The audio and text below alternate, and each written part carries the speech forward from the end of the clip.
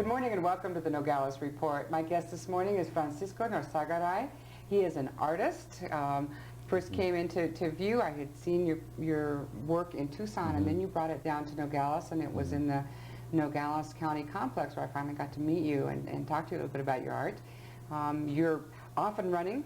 You're in galleries. You've got shows coming up, and since you are from our area, from Nogales, Sonora, and Nogales, Arizona, I wanted to grab you before you were taken off and talk a little bit about your art. And in talking to you, your background and your history is really very interested. You were born in Nogales, Arizona, or Nogales, Sonora. I was born in Nogales, Sonora, born in La Buenos Aires, in the year of 52, which is nice. But yeah, I was born there and stood there till I was about 8. And there was a lot of interesting things happening at the time when I was a little guy there. My mom sang with mariachis. I went to Enrique Quijada.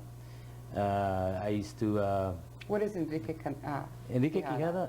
Enrique Quijada is the school that I went to, the elementary, I guess it would be. What's so special about that? Well, a lot of my paintings come from a lot of my past, my history, and I remember like every every Friday night, after school, before the class left, the teacher would ask somebody to sing or recite a poetry to the flag or something, and I would try to sneak out because she was always picking me. So Monday morning, here I was out there again, and the whole class would stand in front of the flag, and you put your hand up like this, and we'd sing to, and I would sing to the flag, and and it was now I think about it, it was real natural for me to do that. I guess because my mom was a mariachi singer, but there's so much, those memories when I was a little guy are still so fresh, and it's like I can close my eyes and I can be back there again, Buenos Aires is a very, must have been rural at that point in time. Now it's very populated, but I would imagine it was a rural area in Nogales, Sonora. It was. I remember we used to go to El Llanito, they called it, and it's just, I think it's maybe about a mile from where I was born, and it was real empty out there. There was a lot of desert, we used to run around up there in the hills.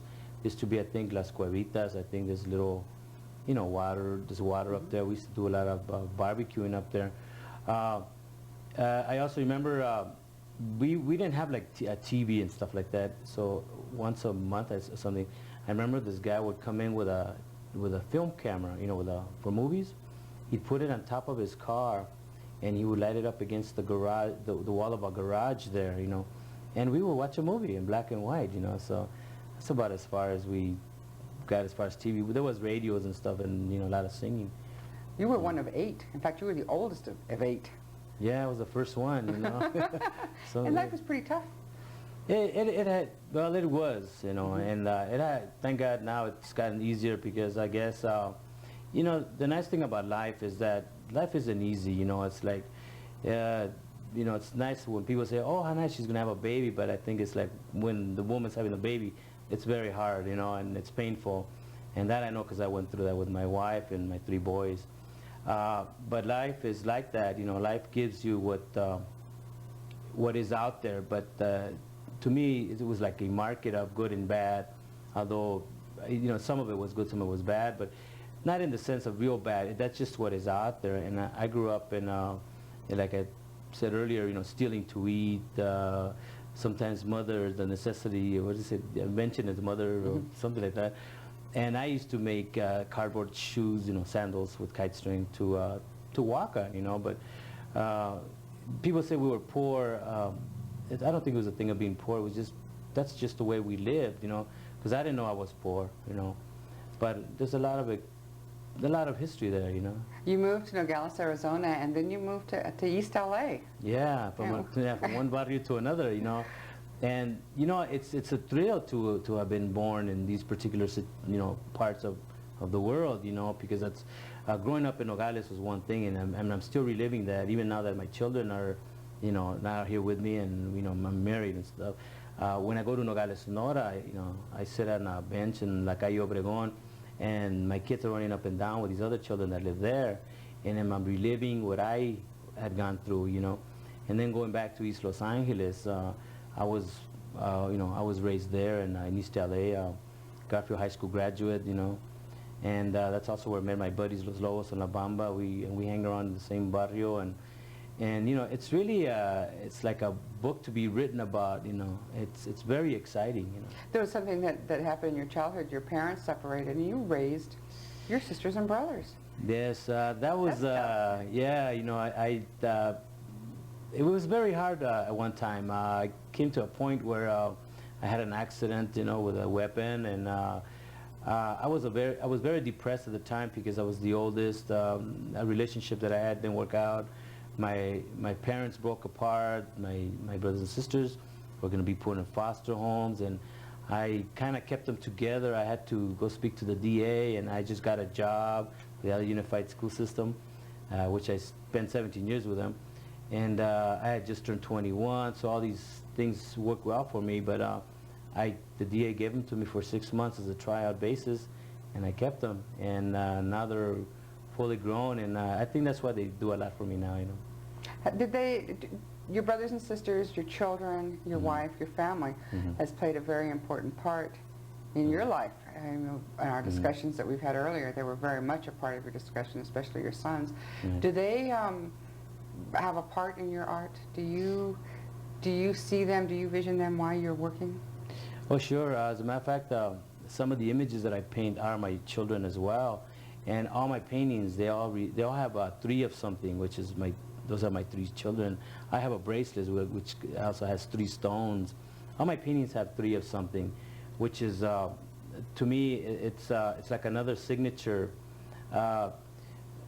My children are you know, to see them be born was the most exciting part of my life, because you know, your children, you know, you only have children one time, and that particular child is that one-time child.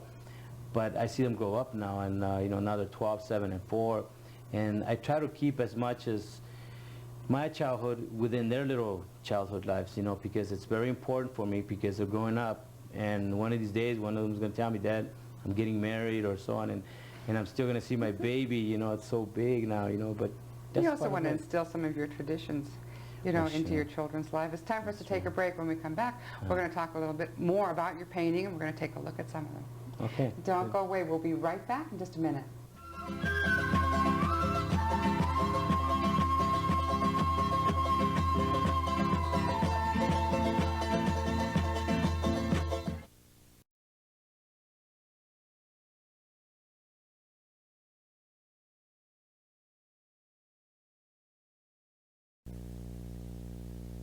Karam and Sean. Okay. Welcome back to the Nogales Report. My guest is Francisco Norzagaray. He is an artist, and we have several pieces of his work here in the studio with us, and we took some shots of things that you brought up that aren't in front of us, but we have some really interesting pieces. I noticed that there is the image of the Virgin is in several of your pieces. Oh yeah. I think you're that's- most famous for some of those, yeah? Well, you know, La Virgen de Guadalupe, that's, you know, she's the patron saint of Mexico, no, La Reina de Mexico, and she's very much with me. As you can see, like for instance, this piece back here, this is called La Reina de los Nopales, and this idea was actually created by, I was walking and I seen these 2 guys were talking, 2 Mexican guys were talking. One guy says, is that guy a Mexicano? You know, and the other guy says, well, can't you see the cactus on his forehead, you know? I guess that means a stamp, right? And I thought about that, you know, I thought, nopal, nopal, I thought, well, fine, you know, La Virgen de Guadalupe is the caretaker of, you know, of the Mexicanos, right? So I thought, why don't I put a bunch of little cactus, you know, to give it, you know, the desert look. So I painted her there, and then she is taking care of all of them, you know. And again, you could see 3 tunas. Those are symbolic of my 3 sons again. And in the front, what do you have in the front? Flowers? These are just flowers growing, you know, try to give it an upward look, you know. But Some contrast. she's pretty much my, the one that I paint all the time. I did another one which is, you know, this is on a rock now, and this came from the idea of the peppers. You know, the entire thing is peppers, as you can see, yellow pepper, green pepper, and red pepper, and 3 tomatoes again, my sons. This idea came from the you know, the colors and the Aztecs giving us all these vegetables. So all I did was actually just put the vegetables that resemble the same kind of color, you know. Now you've done this work also on canvas. Yes. Your pepper. Yeah. It was quite a hit when you were showing here at the Hilltop Art Gallery. Yeah. You know, people just really seem to enjoy her.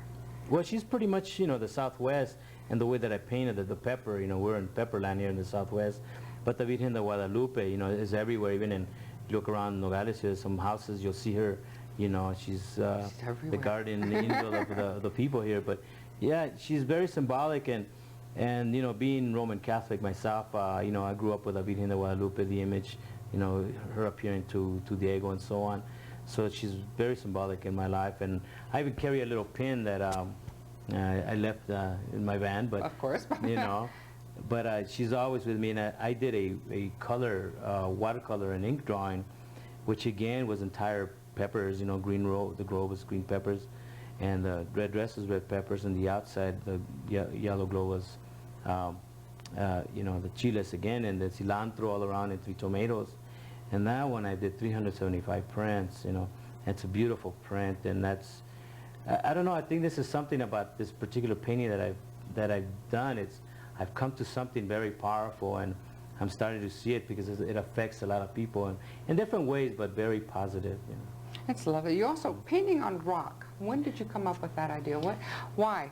Well, I tell you, this was a very simple idea that I started.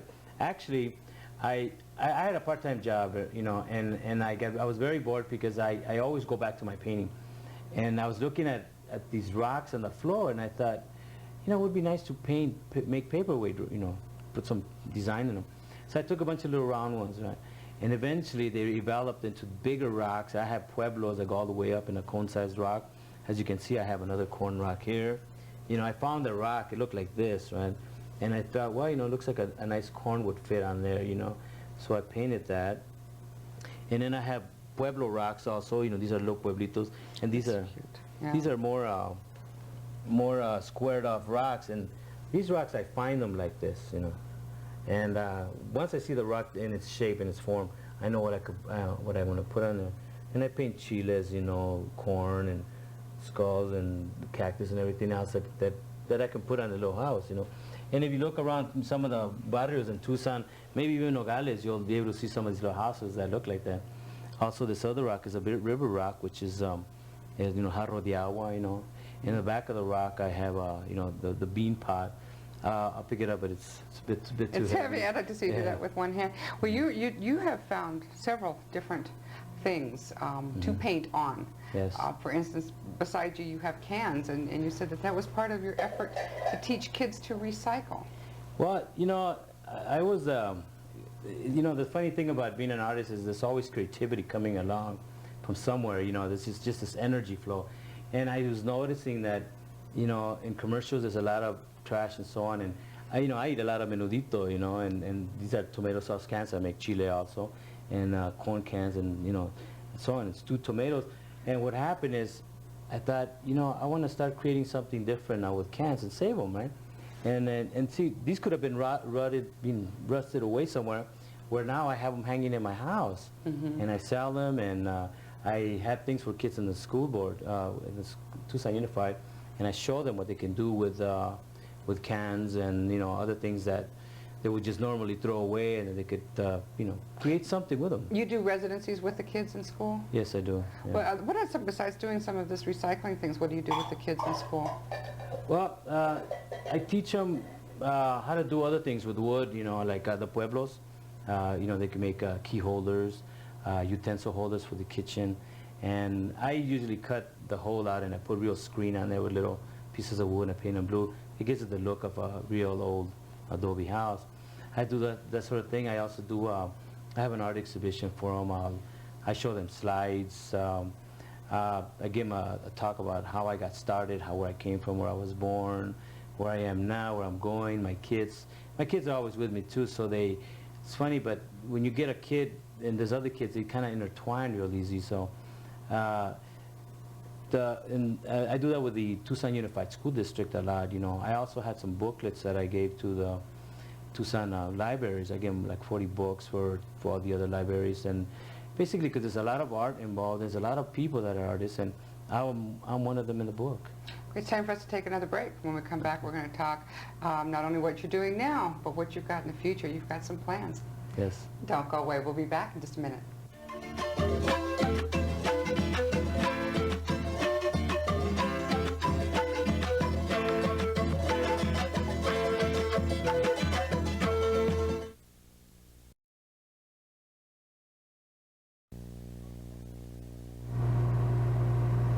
Welcome back to the Nogales Report. My guest, Francisco Norzagaray. He is an artist, and actually I want to say an up-and-coming artist. All of a sudden, his work is exploding all over. It's been fun to watch. It's been fun, probably feel fun to participate in, too. Well, yes, to create it all is really, there again, it's a creativity of coming from within my soul, my corazón, and out into the world. You know, it's very exciting. Sometimes I go in my studio and I look at all these paintings that I created. You know, as a matter of fact, a while back I had a dream that my paintings that came off the canvases and were dancing around me. You know, and I thought that was a very exciting dream. You know, but they're pieces of my creativity and part of me. You know, all the images I create are they're very special. You have a very special painting that you brought up today, a picture of a Yaqui woman. Mm-hmm. Why? I mean, what made you choose her? Well, my dad tells me we are part Yaqui and part Mexican, you know, and you know, there's a beauty about the Yaqui, you know, the deer dance and so on, and it's very special, and it's very important that we continue to keep this alive, you know, because you know, the culture has been there for so long, but I try to find the beauty within, you know, within the beauty, I guess. And this particular one was I wanted to paint a very beautiful Yaqui, very beautiful, settled woman standing there, you know, to the point where she looks like she's ready to come out of the canvas and probably talk to you, you know. But I guess it's part of getting into the painting, into that strength, you know, and it kind of works well for me. I think a lot of the work that I've seen you do involves women. Mm-hmm. There are women in your, I think some of the first things that I saw, women soldiers. Yes, the soldadera. Soldadera. Yeah. I think that was one of the first ones of yours that I did see. Well, that you know, if I read a lot, and a lot of the things, of course, I always go back to what's made everything and so on. We have Mother Earth to begin with, you know, that's there, you know, Mother Earth. My mom was a pretty important part of my life, of course. Her singing career, her as a mom, all these things, and the guerrillera, la guerra se fue, which is called. You know, back in 1910, the revolution days, the woman is not emphasized as much as the man or the soldado, the guerrillero is. So, you know, a lot of these women, they used to go with their boyfriends or their husbands off to war, and while the man was over here fighting somewhere, she'd be back cooking or washing his clothes. Hopefully he'd come back, you know, alive. And I thought, you know, this is a very touching situation here, because even the women fought, you know. Mm-hmm. And the painting that I did depicts her going off to the side of, you know, off the center, meaning she's going and her back is turned, and all she's got is her little shawl, her little bag of probably last personal belongings, you know, a big brown sombrero, you know, for the shade, and her kind of dress is kind of tore up, and, you know, because of, you know, just the turmoil that was going on at the time it's very powerful, and now these people were not going to come back. Some of them did, but most of them, you know, I mean, war is bad, it's tragedy, but they were very much part of that, and this is why I wanted to show her. But the thing about that was when I did the painting, people asked, well, you know, what happened to the partner? So now I got the soldado, and now they're both going off to war, you know. So are they going in the same direction? Yes. Yeah. That's you know. good. Yeah. When I said you were on the move and going into a direction, you have some shows and exhibits coming up. Where are they going to be? Well, the one that I really am very excited about is, of course, here in Nogales, and that's going to be at Hilltop Gallery. It's going to be in September, and we're going to have, I think it's going to open September the 8th, but the reception will be on September the 17th, which is my birthday. You know, nice. I'm not going to add no more years on it. It's just going to be my birthday. It's just your birthday. The party's right. there. Right. And then also, the show's going to be called Hecho en Mexico, you know. Perfect. And so we're going to have that. I have another show coming up, which is towards Sonoita Grass Dance Exhibition. I'm invited to go to Miami, Florida in August. A partner and a friend of mine in Tucson wants to open up a Southwest Gallery in Boston. You know, so I got a lot of things coming up. I'm forgetting some, but there's a lot of activity, and A lot of the stuff I do my own. You know, I kind of scrounge around and I talk to people. I'm a mover, so to speak. So I move myself, and I have a lot of activity coming up, which is good because that's what you need, and that's what I need. And you know. Okay, now for people that would like more information on your work or like to see your work, what do they need to do? Well, they can contact me in Tucson. I'm at area code 602-721-0518. That's my home phone. And I also bring people to my house. That's also my gallery, my studio. And there's a lot of work there, you know, all over. Also, they can catch me at McGraw's Cantina. You know, it's on the far east side of town on Houghton Road. And that's normally where I hang out. I paint napkins up there, you know, and women's nights. Up on the hill. Yes. Yes, yeah. okay, I know where that is. And it's a very nice family restaurant, and I sit up there, and I know Lex McGraw, he's the owner, real nice person. Also, I have some work at Micha's restaurant on 4th Avenue, Casa Molina. And throughout, you know, Bruce Wheeler and Raul Grijalva, these guys, they're my friends, so I take work to them also, you know. Great. Well, it's been wonderful to have you take your time out. You brought your kids, and they've been real good while we've been doing this taping. Good. And eating my donuts. Yeah. But it's been a pleasure having you, Francisco. Thank you. Thank you for having me here. And thank you for watching the Nogales Report. I'm Sherry Francis Karam.